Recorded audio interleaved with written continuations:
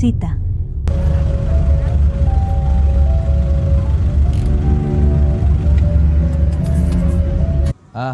Sorry po, ma'am.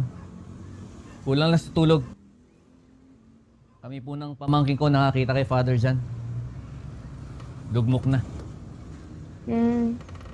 Talaga po? Nako, ma'am. Kung alam mo lang, gabi-gabi po nakikita ko yung pamangkin ko nga ho eh. Di pala salita pero ngayon